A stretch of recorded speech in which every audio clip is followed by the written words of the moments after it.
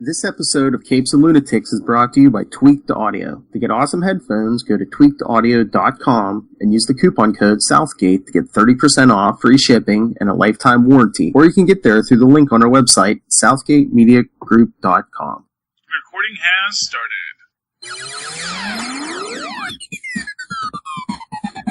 Good morning, everyone, and welcome to Superconnectivity.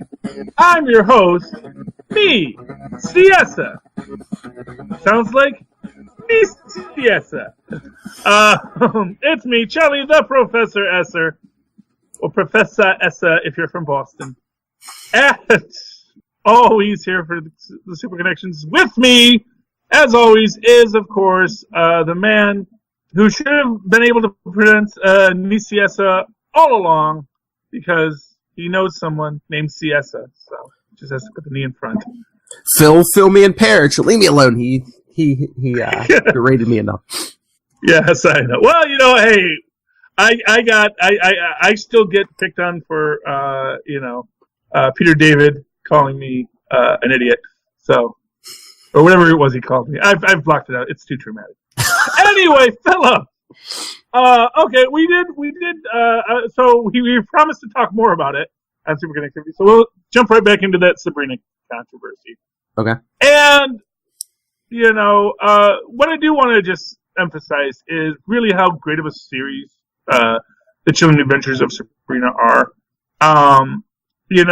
As this thing that really deconstructs hierarchical societies and how they do feed themselves to corruption, where I think because I think what it is like, you have the pastiche of the Dark Lord, but really you could apply this to any religion, because it is this idea that, so Christianity has all these great rules and these great ideas and great philosophies, but somehow once land rights get involved, things get crazy. Mm-hmm. Once someone has property and ownership and something that, no, this is my stuff, I don't want you messing with it. Things get a little off and a little weird, and I think that's an important thing to be mindful of. And I think that's really what the story is, and which, of course, why I think the Temple of Satan not getting the joke, that there is this truer faith of the Dark Lord that's meant to be underneath it, but that the corrupt agencies of the Church of Night have essentially subverted that and this is presented dramatically with the idea of the Feast of Feasts being done away with and then brought back by Blackwood. So I think there's a lot. The thing that they were objecting to, that if you actually watch the story, there's this deeper context and meaning to it that I think is important in understanding how you're going to look at it, instead of just having a fanboy response where someone says, "Oh, Captain Marvel's costume is green. I hate it. I hate it all. It can't be good now because the costume is green. How dare you dress Captain Marvel in a green costume? How dare you, Philip? How dare you do that?" Well, that was my question. That was my question with Sabrina. Was the Satanic Temple, were they mad that they used that imagery at all, or did they just want their piece of the pie? Well, I mean, that's the real. It's that's the $1 million question. Yeah. Is George Takei really mad that he didn't get cast as the Ancient One, or is he really just feel there's just not enough roles for Asian actors? Mm-hmm. Because of course, obviously there were Asian actors all throughout Doctor Strange. Mm-hmm. It wasn't like they were whitewashing the story. It just they made this one character a white female instead of an old racist stereotype. So, I mean, honestly, I get the point, and it's not like, it's not like there aren't mystical monks in real life, Nepal, There are actual Buddhist monks who spend their life dedicated to their faith and practice, and so it's not that big of a stretch. I think they probably could have kept an Asian Ancient One and had it be more practical. Although I think maybe there is this idea in the Marvel Universe, which maybe we get a bit in with Kunlun in the Defenders, where these places are in Asia, but the colonialists show up. We're good or evil, and maybe it is very telling that the colonialists were evil. And of course, none of these people are actually Tibetan. It's like none of these people are from that particularly subcontinent, except Davos is actually. I think he is actually supposed to be Pakistani at least, so he's from the mountain regions of. Ethnically the active. But anyway, that's all that.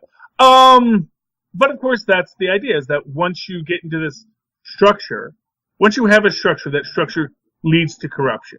It is possibly, maybe simply the dark qualities of human nature that, that people's self-preservation instincts often supersede their, what's that word? Their niceness reflex. We want to do for other people. Because often people see those as separate motivations, whereas the real idea should be, how do you understand that doing things for others actually benefits you? Yeah. As we were saying last on Capes and Lunatics, look it up. You can have a greed for clean air. You can have a greed for social justice. You can have a greed that says, I want the world to be better because I want to live in that world. I want to live in a world where I don't have to worry that people are starving and dying, because honestly, it's a real downer. And it's worth it to me to just not have to have all that nonsense going on in my world. So I think that there's a real way that you can look at that as a greed for social and equitable realities. But unfortunately, most of the time when we get greed, it is very short-sighted. In fact, I think I want to say egalitarian, but I know that's not the right word.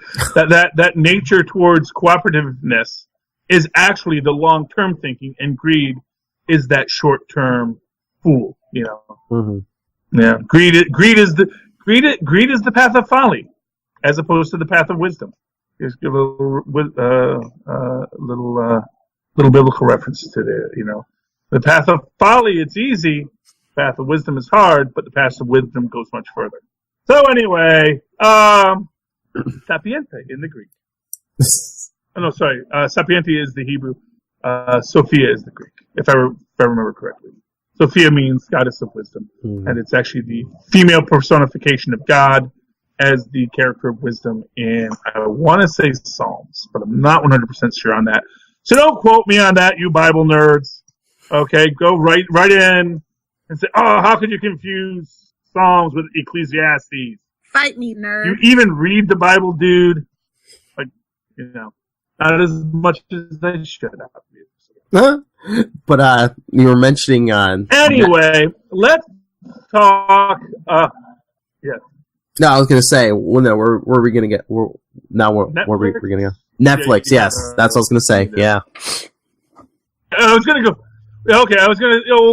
Because it all ties together. Because we're in this moment of structuralization of the media landscape, and the central question in media is always, how do we make money off of this? To go back to greed, or positiveness. How do we get the content to people in a way that makes them happy and allows us to continue to do it? Because you have to have a sustainable content model. That, of course, is the big question with Netflix. Netflix makes amazing content, but is their model sustainable?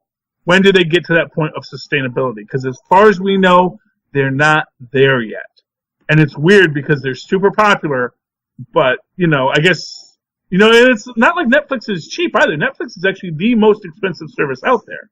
Mm-hmm. So clearly their content is worth the interest of the people, And I think that having that diversity of content, that strength of content, I think they could raise the prices more, and I think that's what I think they need to eventually. Got to get to that $15 a month level. I think that's where they're going for, because they need to have that kind of income base to justify their expenditures without losing their main fan base. But I think that they can do it, because I think that they've built out enough of that quality content to say this is worth keeping, sort of like HBO, it's worth keeping because they made a lot of good shows, but then, you didn't want to buy the whole thing, but that gets into this other idea of AT&T which is now AT&T Time Warner. Mm-hmm. And how you have this idea of consolidation around not only content but distribution model, because of course, as I say, as a cord cutter for AT&T, this idea that you could have all this content and the service that brings you that content all in one thing, that is your key to profitability. And I noticed today, how all the cell companies are giving away something when you sign up for their unlimited plan. Mm-hmm. Did you see what T-Mobile is now giving away with their unlimited plan? Mm-mm. Amazon. Oh. Amazon Prime. So if you sign up with T-Mobile, they will get in their unlimited plan. They will give you Amazon Prime for free, which makes me wonder: is this something that Amazon is testing the waters with too? The idea that can we look into a company like T-Mobile and start to use that as our build-out platform to ensure that we have our, and here's the thing, when it comes to this question of net neutrality, one of the questions a lot of people has is who owns those wires? And of course, the thing about cellular signals is they aren't really owned per se. That once because of various agreements between the organizations, it's in everyone's best interest to maintain a solid cell network. So when you build up your cell towers, it's in your interest to let other people jump off your cell towers because you're going to jump off their cell towers when your client goes elsewhere as well. And creating that kind of established network is really important, especially in your bigger markets like Market 1 and Market 2 and Market 3 and Market 4, all the way down to Market 10. Philly's in there somewhere. And I think Pittsburgh is somewhere, but I think Pittsburgh might be 13. It's been a while since I looked at what the actual market stratification was, because it changes on a regular basis. But you want in the majority of your markets where the majority of people live to have that solid cell coverage. There are of course limitations for everybody, but you always want everyone to be able to get their 3 bars.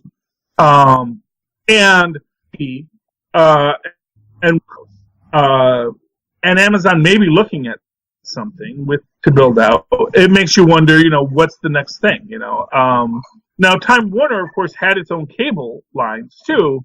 That did not work out well for Warner. So we're going to see if the merger with AT&T is going to be a more useful thing than Time Warner Cable was. So we'll have to see. But in the end, when we talk about the content produced by these networks and they put out there, is how do you sell it?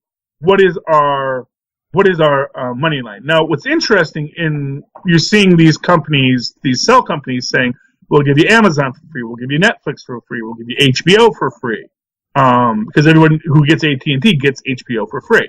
Get an AT&T Unlimited plan, you already get HBO Go for free, whether you get the DirecTV package or not, which they also own. They also own DirecTV. And the idea is right now for these companies, it is for the cell companies, it's in their interest to give away these content modules for free. In the same way that CBS and all these companies came into being to sell radios. So when radios first came out, you had these companies that produced radios, but there was no content for radios. Mm-hmm. So they founded these networks of broadcast centers so that, here's something that you can put on your radio. And you'd buy the radio, which was the profit model, and then you turn on the radio, and then there'd be Jack Benny coming over your airwaves, or Orson Welles with The Shadow. And then there'd be commercials, which was a profit center for them as well. But the entire reason why you have broadcast television and entertainment was because people needed to sell radios, and people needed to later sell televisions. So the only way you could sell these is if there was content to put on them. Right now you have all these smartphones, and these companies are saying, we got to make sure that there's content. We got to make sure that people, because they want to sell the unlimited plans. They're much more cost effective for them, and they want to make sure there's this content. And one of the questions you have is, do you do a broad-based content like Netflix, or do you do, and Hulu, which of course we'll get to in a minute because they have a show I'm really excited about called Woke, based on the cartoons and life of Keith Knight, one of my favorite cartoonists. Modern day Berkeley Breath, if you ask me. And do you do that broad-based model like Netflix, like Hulu? Or do you do what we see with the DC Universe of a contracted module? Now, when you have that idea of we're going to charge you $7.99 a month, not a full $10 for the DCU, to get all the DCU fans, in the same way that they have been charging, and I don't know the exact cost of it, I just know it's not free, for the Boomerang app, which is, hey, you want to see old Hanna-Barbera cartoons? Here's all the old Hanna-Barbera cartoons. And you can watch them and you can see them. And you pay this money because there is a group of fans who just want to watch Hanna-Barbera cartoons. They want to go to a place where they know all that content is available. Likewise, with DC, creating this place where it's not the whole Time Warner catalog. It's not all of Warner Broadcasting, because that's a huge thing. That's Cartoon Network, Adult Swim, HBO, all the CW stuff, which actually isn't all there because it's only the superhero CW stuff. But CW actually puts out other shows.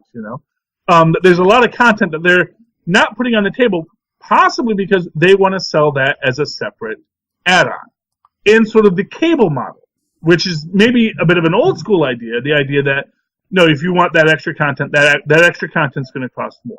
You can buy this package, or this package.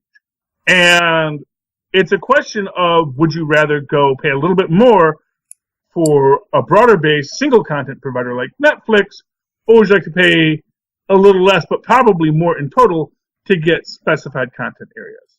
And the big question to me is where Disney falls in this, because although Disney is starting an official Disney streaming service, all they're putting out there right now is Marvel shows, and, as I was saying elsewhere, I was saying, I think they should put out something that takes advantage of Disney's other content. If I pitch, my pitch to Disney streaming is Run Sweetums Run, which is the story from the original Muppet movie. After Fozzie drive off, leaving, and then he chases them either where they finally have the Muppet movie, adventures that's in this fantastic world as a living Muppet, and as a giant living Muppet with superhuman strength, no less. I think there's a lot of stories you can tell there about Sweetums and that journey. And I think that would be a perfect fit for the Disney, because it's not all stuff, which is important. It's kind of set in the heyday costume genre era of the 70s or the 60s or wherever, which is important because, that's what all the kids today like. And, I think Run Sweetums 1 is a great idea for a story. I'm pitching it. Disney, give me a call. You'll hear where to write me at the end of the show. And, but I think that Disney needs to have more than just Marvel content if they're going to be the Disney streaming service. What do you think, Phil? I think you're right. I just wonder if maybe they're announcing Marvel first to see what the response is, because I think Marvel is there's more content there than your Star Wars or the Muppets or anything else, really. But I just wonder what's going on with them and Netflix, because, I think you were going to get to this about how, I know they were saying Luke Cage and Iron Fist season 2's both, the views were down, and now they're saying Daredevil, season 3, the views are down? Yeah, they're saying it went down 57%. Now, to be fair, Netflix doesn't release these numbers. These aren't Netflix numbers. That's true. Plus, I could see it, though, because they really... unless you're really looking, they really don't advertise that anywhere. Because I know I've saw people on the internet. I've talked to people at work. People didn't know Daredevil was, season 3 was coming. Yeah. Until I told you. Before I told you, did you know Daredevil season 3 was coming out? Well, I think Daredevil. You guys gave me a lot more hype on that because we've been talking about when will it come out. But I know that with Jessica Jones, with a lot of things, they just have not, that their algorithm has not been pushing it towards me, which is weird. Although maybe that is Netflix saying, "Hey, you think it's all content? Let me tell you something. Our algorithm is what fixes this for you." And although they recently got into a little bit of a controversy with their algorithms in the fact that they have been emphasizing characters that have minor roles in the series lately.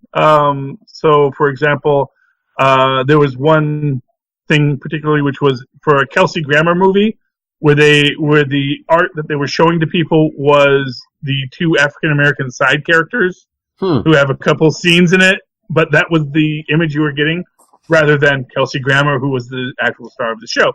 It was called Like Father, Like Daughter, I believe. And so they've been getting some kind of backlash on that.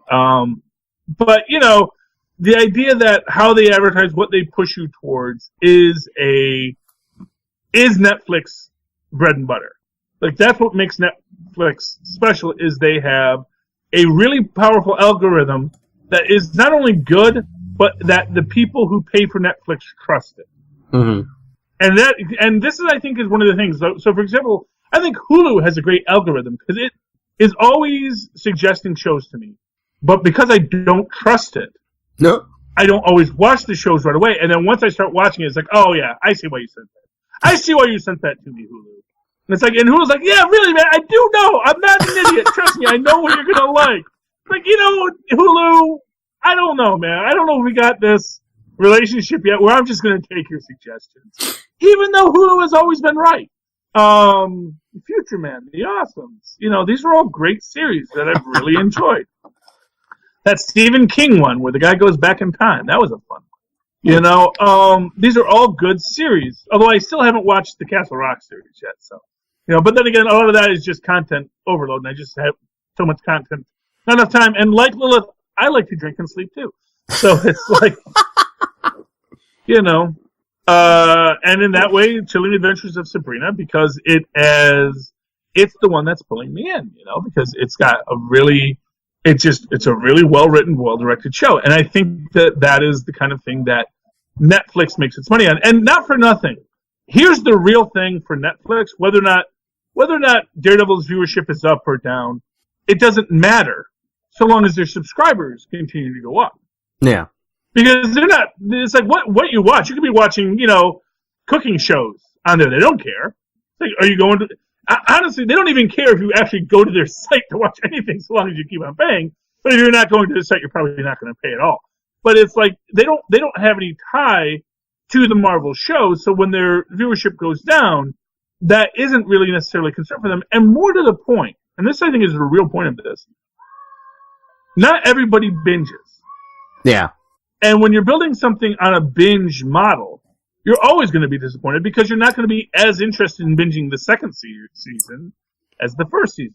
You may get as many people watching it in the long term, and the great thing to look at is when you start pushing up, here's what's leaving this week, not that any of the Netflix branded shows ever leave, but, you get this thing where you will see, oh, well, I got to watch that, I got to watch that before that leaves. I mean, unless you're a millennial like Lilith Hellfire, who has like 13 hours to binge a Daredevil season at one time. Well, anyone without kids, yeah. Yeah. And even she has no trouble because, you want to drink and sleep too. Exactly.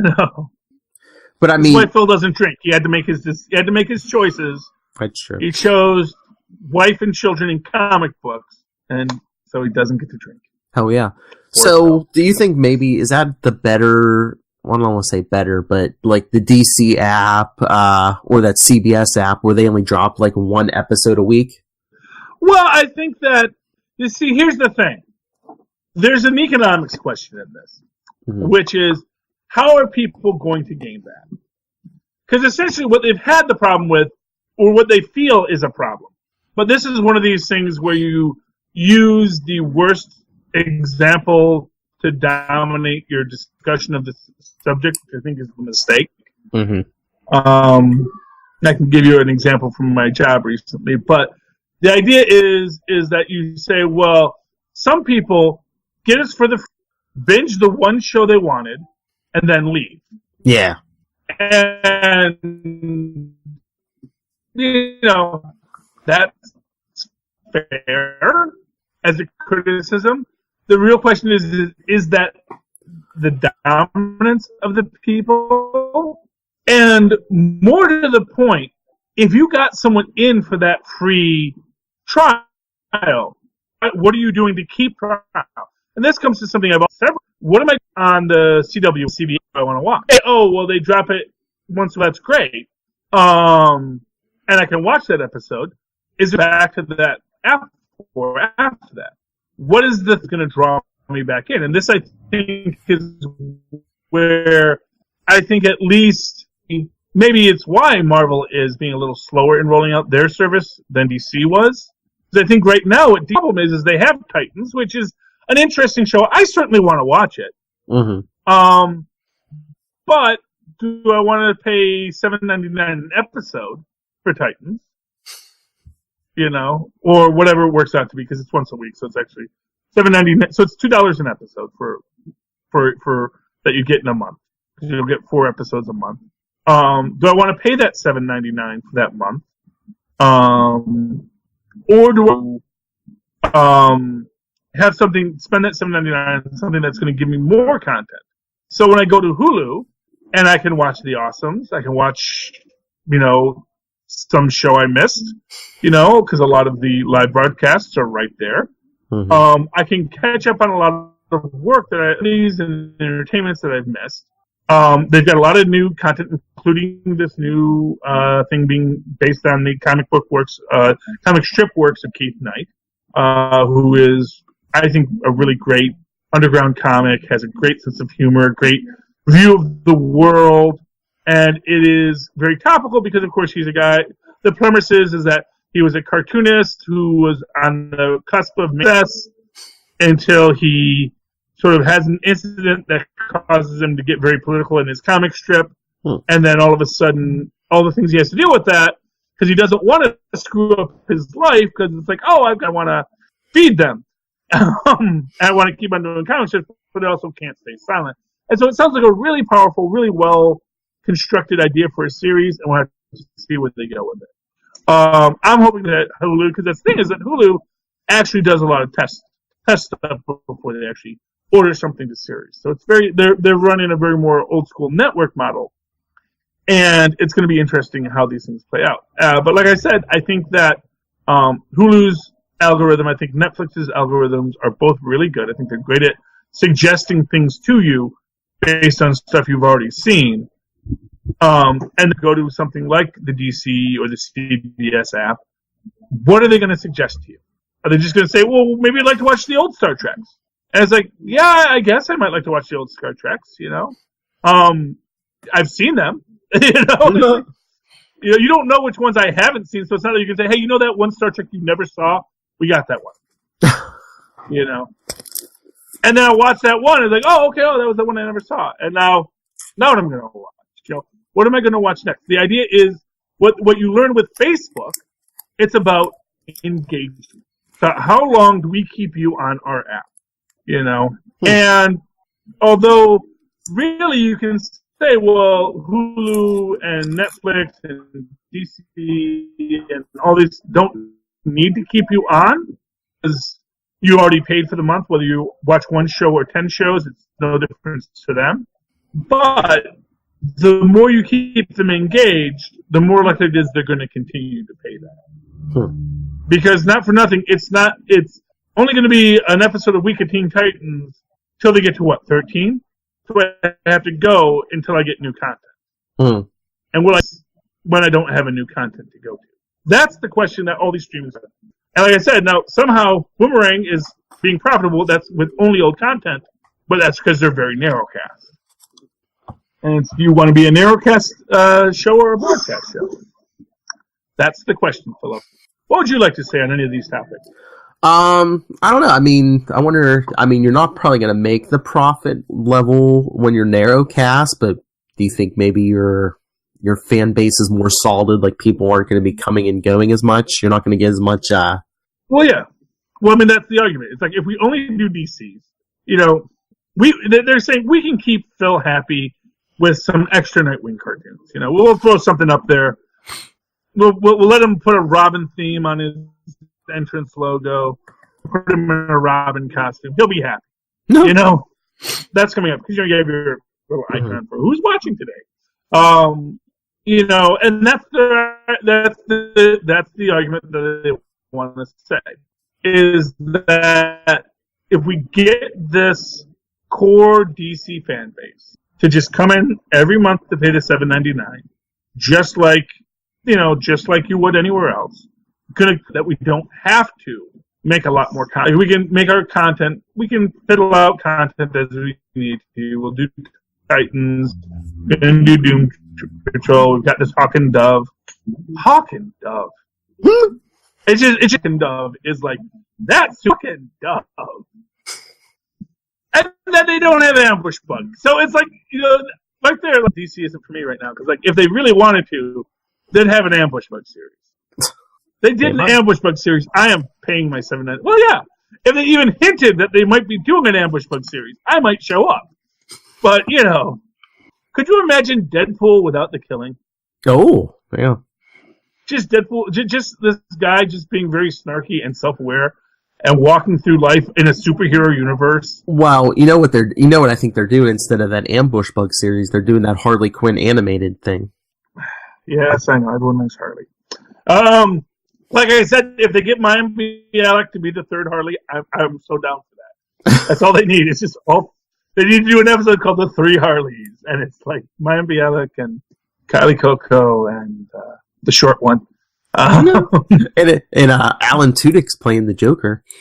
Yes, I know, and I like that. And Alan Tudyk is, you know, I loved him in my favorite show, Powerless. And you see, Powerless, that's the perfect show. That's the perfect universe for an Ambush Bug to show up there. Because you know, honestly, if they had an Erwin Schwab in that would have been great. If like just one of the guys in the county was Erwin Schwab, that would have been perfect. That would have been a great Easter egg. But you know, the thing is DC going to do that? You know, I don't know. I do want to talk the Captain's America series a bit over on the Disney streaming service that may or may not someday come into existence with a Loki series. You know what I want them to do if they do a Loki series is have more than one Loki. Oh, like have Kid Loki, and Old Man Loki, and you know, and just get other people to come in and be Lokis of other pre-Ragnarok Lokis. You know, that would be great. That would be awesome. You know, like old school Norse Loki. He's like all buff, and he's got like the big wooden hat and things like that. That would be that usually like have it be Lokis. And you don't even need Lady Loki, even though that was technically not a Lady Loki. She was just using Sith's skin, essentially. It's crazy. It's different with gods, but yeah. I gotta say, you know, they have announced that they're doing and it is Marvel Universe MCU tied in. So this is what's interesting about the whole MCU tied in is that there's not a reboot. That clearly this MCU is continuing. Because they are bringing back all the characters we've already established to continue on other adventures. So we're going to get a buddy comedy. One's clean, one's messy. Bucky and Sam. Bucky's the messy one. He's so messy. He is so the Oscar Hamilton to Sam's Felix Unger. I think we can all agree to that. If you don't agree, if you want to say Bucky is the Felix Unger, fine, you can say that, but I will disagree. Bucky is the Oscar Madison. But they're going to have an adventure together. I assume it's road trippy in some way. Some adventure, the two have to team up, find Hydra, kill Hydra. I just wonder if something's going to happen in this next Avengers movie. They don't have to necessarily kill off Steve Rogers. He could retire or do whatever, but I wonder if this series is going to be more like, I don't want to say a contest, but it's going to be like, who's going to pick up that shield? Yeah, no, I think, here's my actual belief on how it ends. I don't think Cap retires. I think we just stop watching Captain America movies for a little bit. Maybe, yeah. You know, I mean, that's the thing. It's like, they've got a lot of movies to tell. There's a lot of stories to tell. And like I always said, the thing about the last season of Agents of S.H.I.E.L.D., what I thought was the most important part of it was this idea that, you know what? The reason the Avengers didn't show up, because they were fighting Infinity War. And the reason why everyone didn't die at the end of Infinity War, why only half the population died at the end of Infinity War, was because the Agents of S.H.I.E.L.D. were battling Graviton. Mm. Because if the Agents of S.H.I.E.L.D. had not battled Graviton would have destroyed the world and made Thanos his special friend in prison. Yeah, no, not for nothing. It's like, Infinity Stones, gravity, like fundamental force of the universe, dude. You got a space stone, I can bend space with my brain. You got nothing on me, Thanos. So yeah, that's the thing. Is like, clearly that's what happened. Thanos, and not for nothing, if anything can destroy Infinity Stone, it's probably a guy like Graviton, Mm-hmm. Or at least decimate them until they can reform. That's the thing. It's like, this is a guy that could very easily just completely wipe the floor with Thanos, and probably did in an alternate universe where the Earth was destroyed. Now, you may have accidentally killed the Earth and all the Avengers, but, he did what he did, and he probably tried to save people, too, That's the weird thing, is like, because there were a lot of humans who survived, so he probably tried to hold the planet together after he realized what he did, tried to maintain atmosphere, tried to do all these things, probably tried to be a hero after the fact, but eventually, like Superman realized he had to fly out in space. So that alternate universe Graviton, he's coming back, you watch. Going to do a Graviton of many worlds. Final season, man. Anything can happen. But yeah, so Tudyk's the Joker, so that's good. So that'll get me to... And honestly, I like Kylie Coco. So like right there, it's like, okay, so there's more content that is interesting to me that might make a DC Universe subscription worth my while. There you go. But I think maybe they launched too early. Maybe they should have had a lot more in the can. Mm-hmm. First, or maybe they do have more in the can, and their idea is, well, no. So, like, just before we drop the last 3 Teen Titans, that's when Harley comes. Just before that ends, we're going to have this come in, and, maybe they're stacking it. So maybe that's their plan. Not working there, because they haven't hired us yet.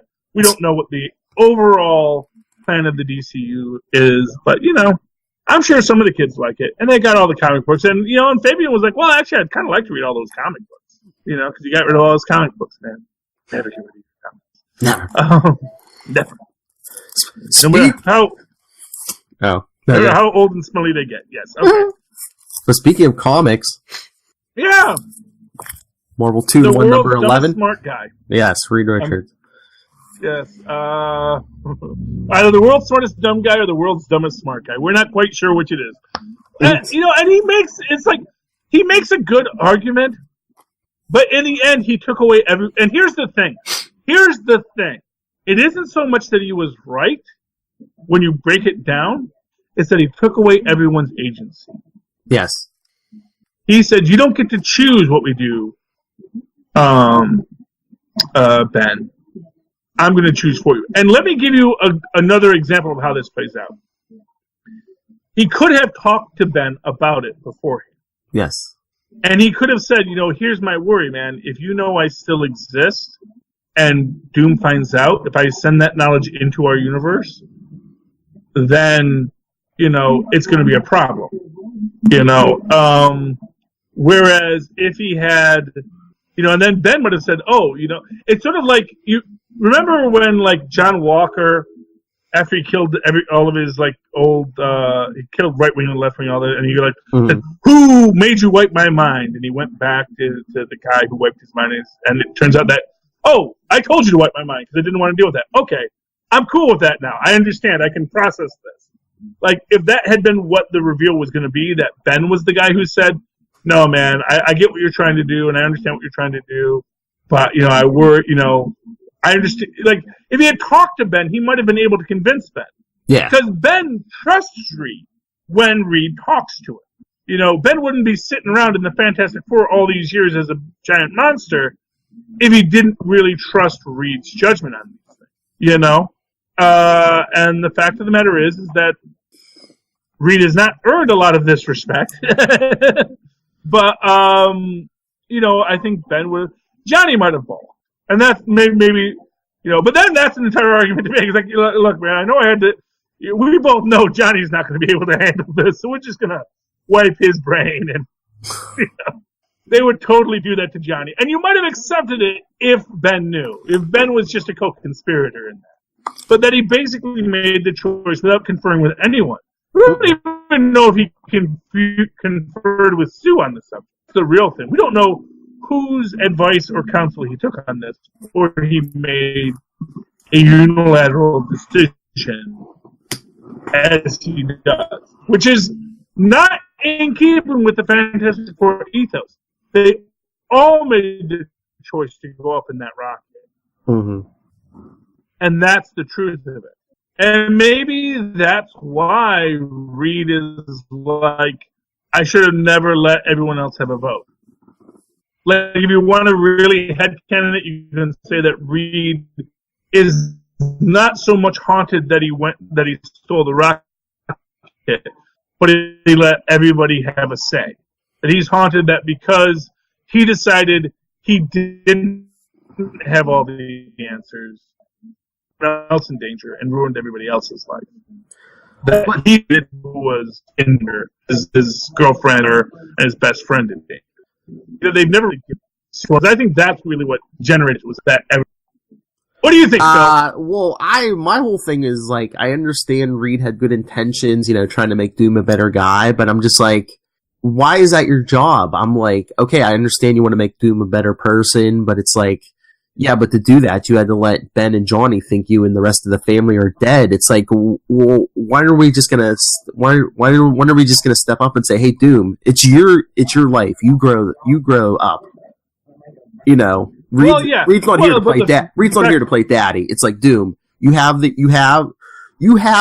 everything you need to be a better person. Why don't you just go do it? Yeah. Well, and I think probably in some way, Reed feels...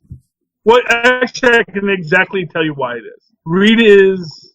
Reed wants to fix things. And I think Ben calls him out. Why do you always have to fix things? Yeah. I think he straight up says that. Why do you have to feel you have... And I guess from his perspective, it's like, his view on it, if I'm going to guess, but if I was writing it and I had to explain this, what I would say is that he probably looks at Doom as a guy who, if he had a better shot at life. Yeah. And let's not forget, here he is, the bastard child of Nathaniel Richards. Headcanon forever, and headcanon that Nathaniel Richards is Dr. Doom's father. Or he is actually his grandfather. I'll give that if we go back another generation. Because he's a time traveler. He can do that. It's different for a time travel. And there's actually another thing where, like, Dr. Doom goes back in time in one universe, and so you could be his own grandpa. Think about that. You can even go one step further, where all of the barons of Latveria were Axe descendants, and then when Doom overthrows the final baron, he's actually ending his own line. Of his own family lineage, so that his lineage never extends on that point in history. Sounds like Doom. Oh, irony. There's lots of things. Yeah. Well, because it would make a bad... He would make a bet he knew everything, and in fact, he knew nothing. The difference between Reed and the actual difference between Reed is that Doom asked for other people's opinions, and Reed did not. True. Or, I'm sorry, Reed asked for other people's opinions, and Doom did not. Yeah. So Reed, and they all agreed they would go up together, and they'd be... Now, this haunts Reed because he says, what if I had just made my own decision and didn't have everyone else make that choice? What if Ben didn't feel... and meanwhile, Sue is probably thinking, what if it had just been two trained scientists and pilots going up there and not, a girlfriend and her brother who may be very smart and very capable, but are not astronauts, Yeah. I mean, there's a lot of qualities where everyone probably feels bad. Probably even Johnny feels bad. Maybe that's why Johnny's always the jokester and the prankster. It's because you know what? I shouldn't have been there. I shouldn't have gone up there. And maybe I'm the one that screwed things. All get cursed, with the powers. Curse. Teen Titans Go reference. Anyway, yeah. So the psychology of this one issue is pretty good and pretty strong because they do address all these ideas. What does Reed feel he has to fix? And they don't give us an answer, of course. Go with it. It says the reason Reed feels he has to fix everything is because of this reason. But we can always find a reason why he feels he has to do this. And I think, that's the thing. That's what makes it a good episode, a good issue. Is that it doesn't really make a good argument for Reed, but doesn't necessarily make an argument against it. You're just left saying, okay, this went poorly for Reed, and we take it from there. Yeah. Any other thoughts, Phil? I don't think so. No. Charlie? You don't think so? No. Or that it was a good issue, or it was a good issue, but yeah, I mean, I'm listening to you. I'm sorry. Did you? I mean, it was a good issue, but I mean, it just seems like we keep coming back to. I mean, I guess they have cause that Reed's like this big control freak. I mean, we got the Council of Reeds because of the whole, fixing everything. Yeah, and he says and you notice he says he still meets with the Council of Reeds. I know. Is possibly just the biggest reveal in there. And not for nothing. It's an interesting statement because that Doom may know the Council of Reeds killed Dooms. That's the thing. We all lobotomize Dooms in the basement. Which is like one of those just straight up Spider-Man, like, we won't kill them, we'll just leave them to die. Because then we feel morally superior. Not morally superior, Spider-Man. Leaving people to die isn't morally superior to killing them. Because your end goal is, we're leaving you to die. You die in the most horrible way possible. Likewise, lobotomizing Dooms and putting them in the basement doesn't actually make you morally right. In fact, it makes you maybe even a little more evil than Doom. But of course, Reed still meets with the councils, and Doom knows this, and he's probably bringing it up because he's maybe this Doom is like, I hope you're not turning evil on me. Like that one Reed from that other universe, who went all evil. We all remember him. The Maker. He's crazy. Yes, he is. He's got a three-dimensional mind, I forgot his name now. Who's the Century villain? What do they call it? Something. I forget. Yeah, it's like Try Something. Yeah. Cranio? Yes, Try Something. Cranio. That's not Try It All. Yeah, Cranio. Cranio, the man with the 3D mind. Just monkey brains and formaldehyde. But it increases into like threefold, which is pretty good. It's pretty smart to build it. And he's like 3 times smarter. So that's I don't know how you quantify these things. It's that's really always the question with these things. How exactly are you quantifying who's the smartest person in the universe? It's like, is it by achievement? Is it by creative thought? What really are you smartest man? Of course, Reed Richards never says he's the smartest man. Everyone else says he's the smartest man. Reed Richards is like, I just want to explore the universe. All right, let's get out of here. We're talking monkey brains. Let's get out of here. Anyway, Philip, how can people find you? If you want to do interviews with us, anybody, actors, writers, comic book creators, email me, nightwingpdp@gmail.com, and on Twitter, I am @nightwingpdp.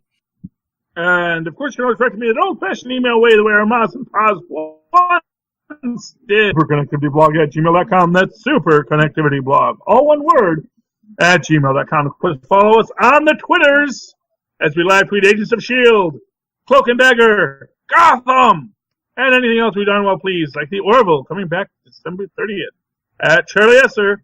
That's CHARLIE. S-E-R. Look for the 2 E's in the middle. For quality. Bing!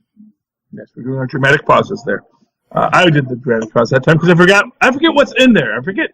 Does he say look for the 2 E's in the middle, or is that me? Then I remember, oh, it's me. Oh, okay. Anyway, ladies and gentlemen, thank you for connecting with us here at Superconnectivity. Please super connect with us once again. Good night. And now we dance. And then they danced. Yeah.